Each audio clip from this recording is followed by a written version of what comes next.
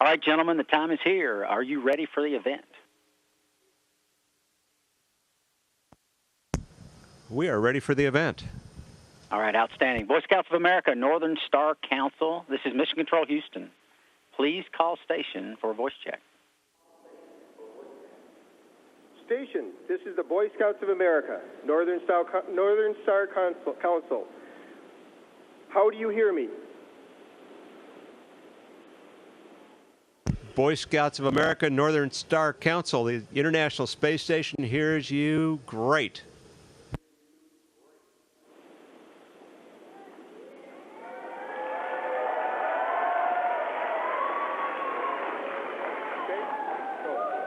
Hi, I'm Ben Johnston from Henry Sibley High School. This question is for Mike. Were any of you scouts, and do you feel that anything in your scouting career prepared you for space exploration? Oh, absolutely. I am an Eagle Scout, and I'm a Scoutmaster. So yeah, there's a lot of scouting, and I believe there's a lot of scouting in what we do here. Just like for scouts, you meet weekly and you train for the monthly campouts and get ready for the big adventures in the summertime, the high adventure camps for the older scouts. Well, this is like one 6-month-long super high adventure expedition here, where it's taking all of the training and all the stuff I've learned for many, many years, beginning as a scout all the way through my Air Force days and NASA training to today, and now we're putting it to the test.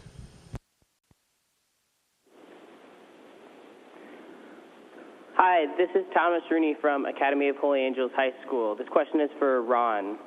Why did you decide to become an astronaut?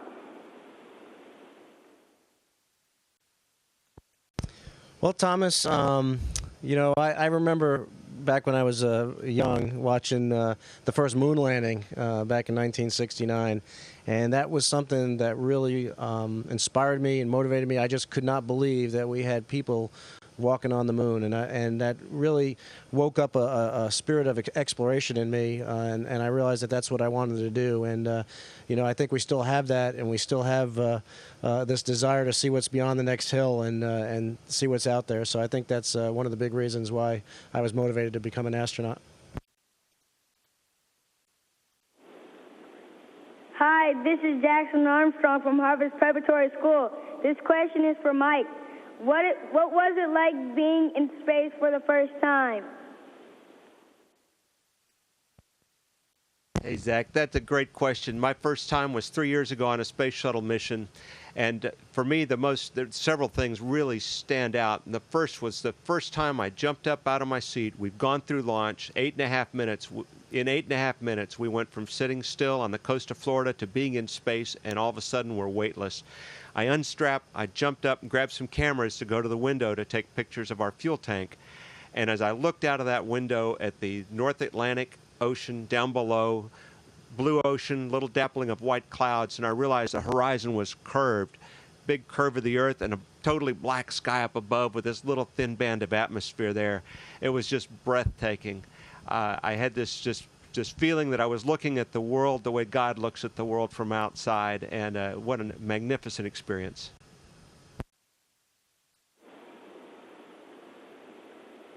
Hi, this is Mark Dosh from Henry Sibley High School. This question is for Ron.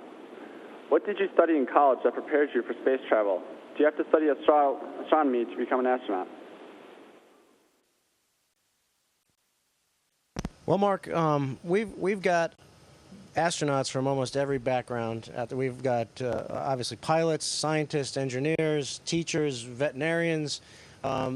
There's many different paths to become an astronaut. I actually studied business in college, but I studied aerospace engineering and aeronautical science in graduate school. So I think what all those fields have in common, though, are a technical aspect, heavy in math and science, and I think those are some of the important fields to really help us be able to do our job up here. Hi, this is Connor O'Leary from Henry Sibley High School. This question is for Mike. We are studying disability awareness. Are you doing microgravity research that will help people with diseases or chronic disabilities?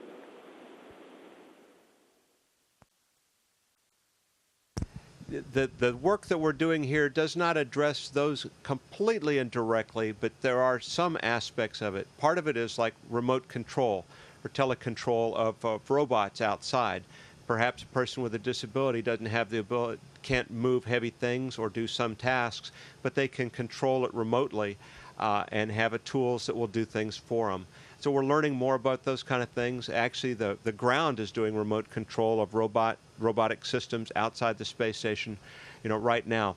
We're also studying the effects of microgravity on the human body, its impact on bone strength, muscle strength, and trying to find ways to stay healthy in an environment that does not give us the kind of exercise that you get by being able to go outside and run and be just physically active. Hi, this is Matt Bachman from Heritage Middle School. This question is for Ron. How much exercise do you do a day while in space? How do you exercise? Hey Matt, that's a really good question because the human body is an amazing thing, and when we get into this new environment up here, this weightless environment, the human body adapts very quickly. Unfortunately, not all of that adaptation is beneficial to us. For instance, the body realizes it doesn't need a skeleton anymore. It doesn't need strong muscles in your legs. Your heart doesn't have to beat as hard. And so, we start to see some of those effects. And so to counter those effects, we exercise 2 hours a day. We have treadmills on board where we bungee ourselves down to the treadmill. We have stationary bikes, again, that we kind of secure ourselves to. And we also have resistance equipment that we do weightlifting on. And so we're able to counteract bone loss. We're able to counteract some of the muscle weakness that we would normally see from being up here. So it's something that we really need to get a handle on and understand if we're going to go further and further in space exploration. Great question. Hi, this is Graham Smith from Henry Sibley High School. This question is for Mike. What's it like to be in a confined space for so long?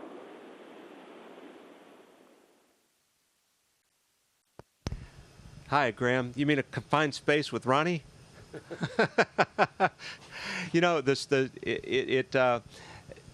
This is actually a fairly big place. We're very fortunate there.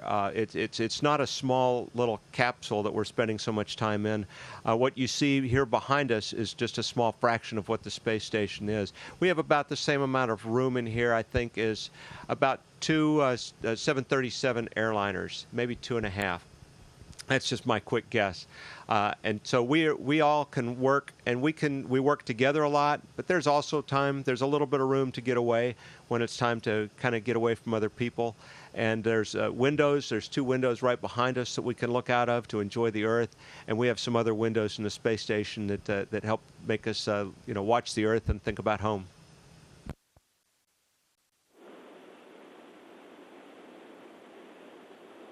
Hi, this is Matt Kinney from Henry Sibley High School. This question is for Ron. What is the estimated weight for the International Space Station if it was down on Earth? Well, yeah, good part of that question. If it was down on Earth, because obviously right now it doesn't weigh anything. It's weightless, but it's approximately 1 million pounds.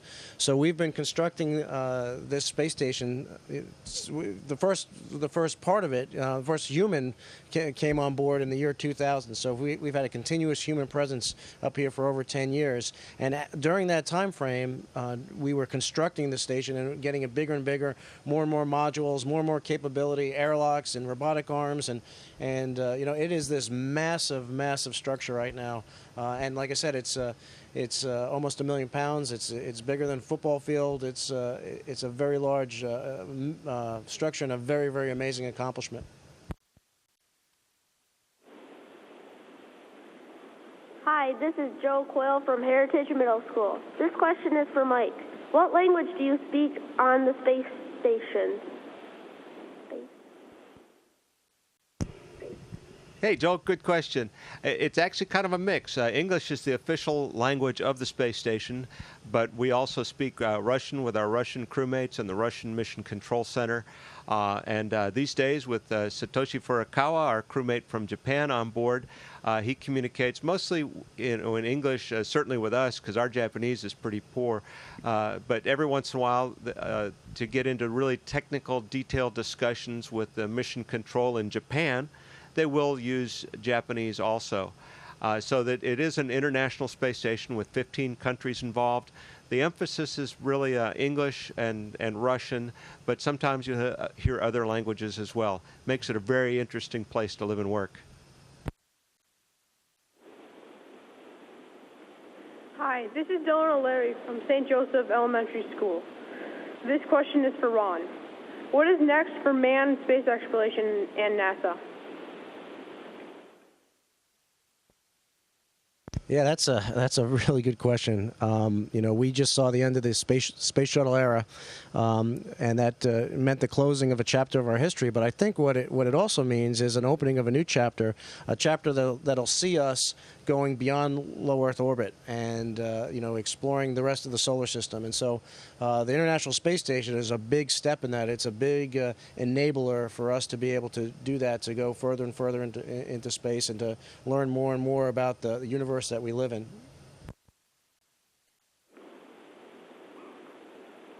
Hi, this is Ben Johnston from Henry Sibley High School. This question is for Mike. Do the constellations look different in space? Hey, Ben, that's a really interesting question. Last night, it was before I went to bed, it was we have a night and a day each every 90 minutes. So about 45 minutes a night and 45 minutes a day. And yesterday evening, I went to one of our window groups for the night pass, if you will, and I was watching the stars. I got some really neat pictures of Scorpio. The constellations do look the same up here. But what's different is you could see so many more stars that it's actually a little bit hard to recognize the ones that you know and love. And I experienced that first as a scout, used to looking at the stars from my hometown area, and then when I went to Philmont Scout Ranch in the Rocky Mountains and I went outside the first night excited to see the stars and I couldn't find them. I taught the Astronomy Merit Badge and I couldn't find the stars that I loved because there were so many of them. I get kind of that same feeling here. Hi, this is Thomas Rooney from Academy of Holy Angels. This question is for Ron. Can you check your Facebook or tweet from space?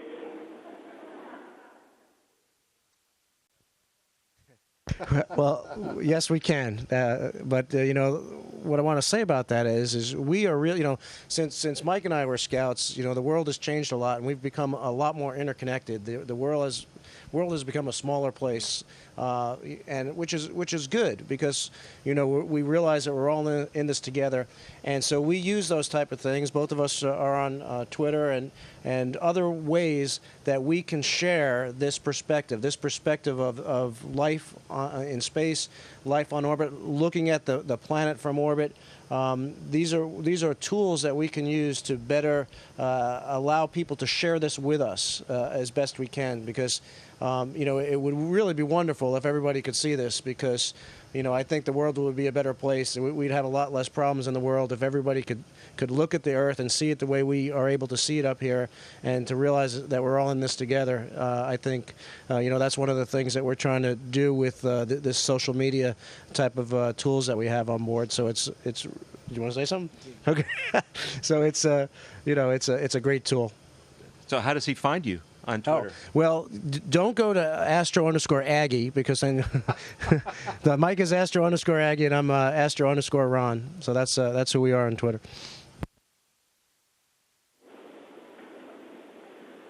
Hi, this is Connor O'Leary from Henry Sibley High School. This question is for Mike.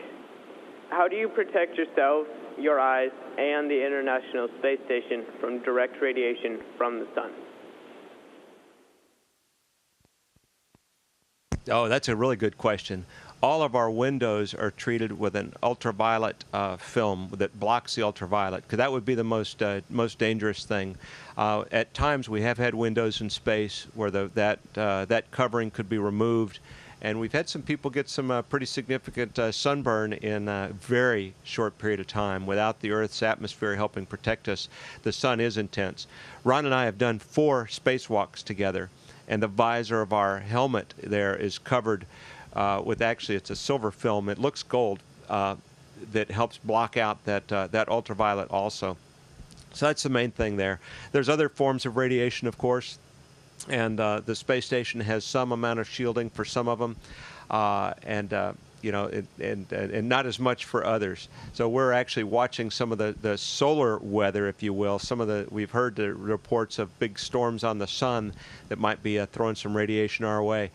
We hope to see some of that in the form of the northern and southern lights, but not get some of the bad stuff.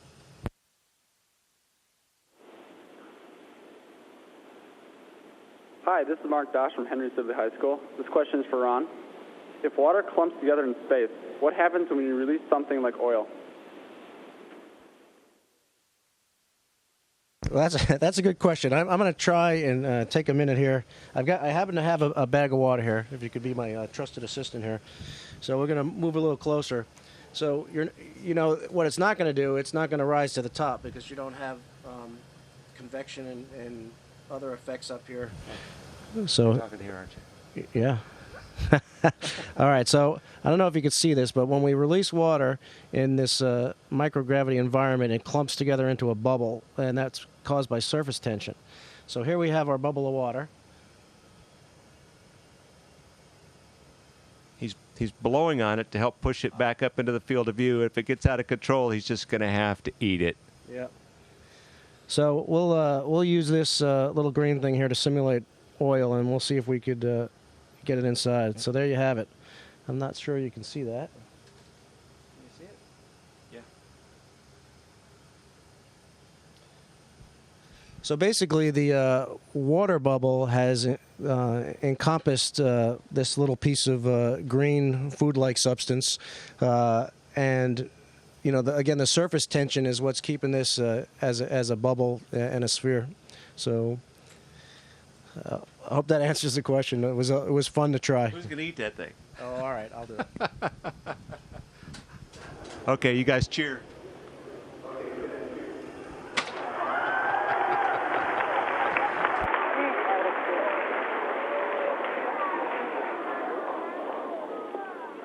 Hi, this is Jackson Armstrong from Harvard's Preparatory School. This question is for Mike. How are you getting home?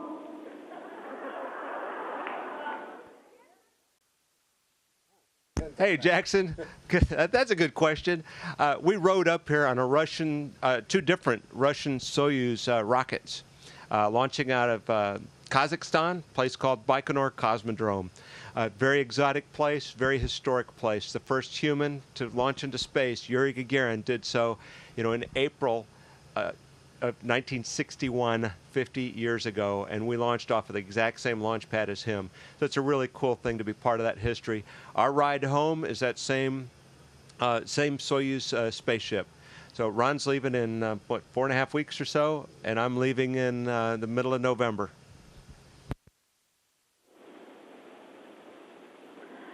Hi, this is Matt Bachman from Heritage Middle School. This question is for Ron. How do you avoid stress, extreme nervousness during a spacewalk?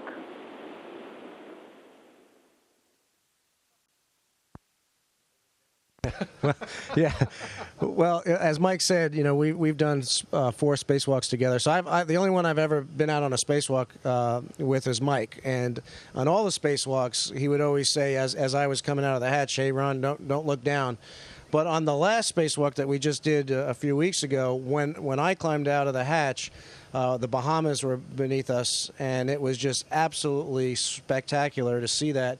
And so I beat Mike to the punch, and I said, "Hey, Mike, look down. Look at this beautiful planet we have here." But we when we are doing spacewalks, we have a lot of work to do, and we have a lot of tasks to perform.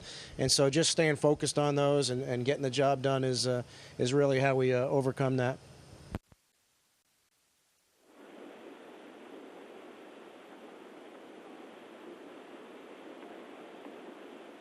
Oh, thank you very much. On behalf of the Boy Scouts of America and the Northern Star Council, we really appreciate you being with us today. Thank you.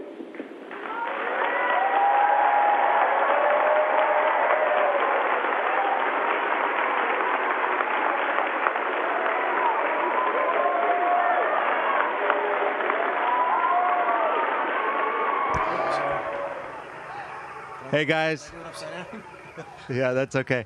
Guys, thank you very much. It's great to talk to all the scouts there. It sounds like you've got a huge crowd and a great program. We've heard about it, and it sounds like a wonderful thing. If you guys enjoy all that scouting has to offer, it's about fun, friends, and adventure, and a whole lot more. But don't worry about that. You guys concentrate on the fun, friends, and adventure. Have a great summer and enjoy the ride. It's quite a trail. You never know where it might lead you.